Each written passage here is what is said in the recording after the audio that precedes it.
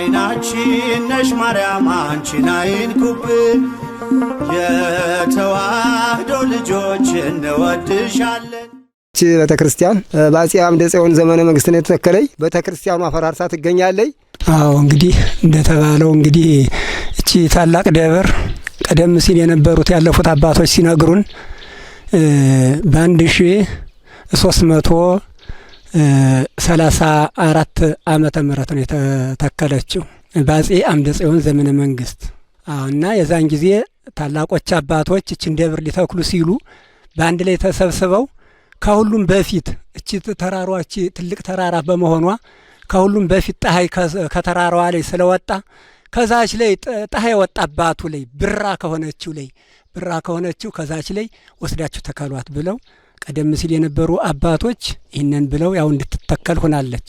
ከተተከለችም አንስቶ ማለት ነው ከዚህ አንስቶ እስካሁን ያው እንግዲህ 700 ዘመን አካባቢን ያስቆጠረ ታላቅ ደብር ናት።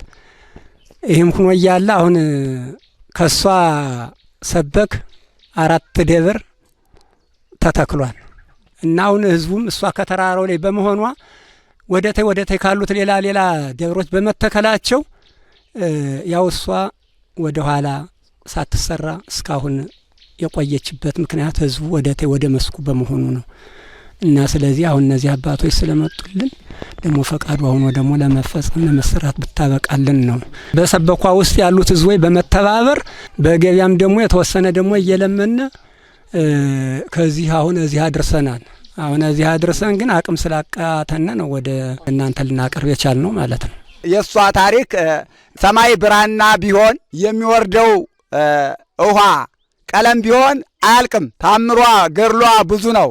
በ1300 ዓመተ ምህረት በግንቦት ወርህ ታች ላይ ሁነው አጼ መከማቻ ወይም መሳፈሪያ ከሚባለው ቦታ ላይ ሲመለከቱ ከምን ላይ እናድርጋት ሲሉ በግንቦት ወር የእውነተኛው የኤልያስ ደመና እንደምትባል ሁሉ እስኪ አገሩን ዙሩት እዩት ተራራውንም እዩት በመባል ተራራውን በማየት አሁንም ደመና ዙሪያውን ጋርዷት ከላይ ከቁንጫዋ ወገቧ ላይ ብርሃን ታየች።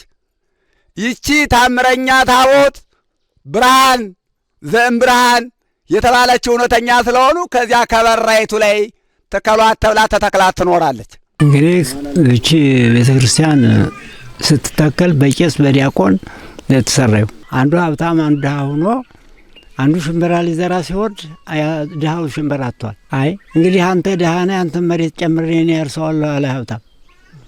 አይ ለሷ ታውቃለች ለአንተ የሰጠኝ ለእኔም ይሰጠኛል አብ ዝራ ወልድ ዝራ መንፈስ ቅዱስ ዝራ ብላ ሽምብራ የዘራው ጋራ አፈር የዘራው አብሮ ሽምብራ በቀለ። አሁን ቦታው አብ ዝራ ይባላል። ይህን የመሰለ ታሪክ አላት። እኔ የተባለውን አልደግምም። አንዲት ታምር ስለቀረች ነው። አንድ ጊዜ ድርቅ ሆነ፣ በጣም ድርቅ ሆነ እስከ ሐምሌ ድረስ ተጠጋ ድርቁ።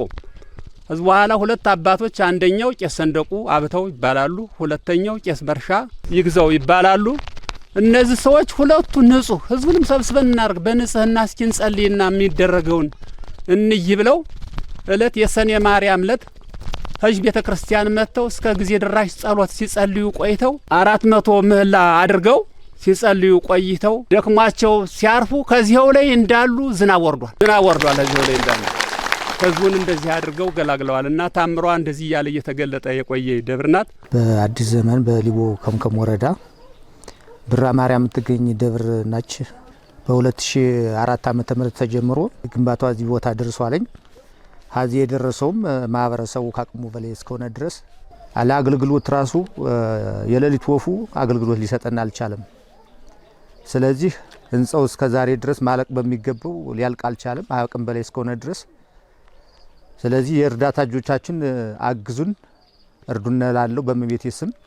ከዚህ በኋላ የሚፈጀው ደግሞ ባለ 12 ቁጥር ፌሮ 300 ባለ 8 ቁጥር ብረት 600 ባለ 14 ቁጥር ብረት አሁንም ለቤተ መቅደሱ ነው 250 ሲሚንቶ 400 ኩንታል ቆርቆሮ 500 ባለ 32 ጌጅ አሪቲ ቀጭን ሽቦ 40 ኪሎ እስታፋ 100 ኪሎ ያስፈልጋል ለዚህ ደብር። ይሄን ካላገኘነ ለአገልግሎት ተሎ ልንበቃ አንችልም። የእርዳታ እጆቻችን ዘርጉልን በእመቤቴ ስም በድንግል ማርያም ስም ጠይቃለሁ።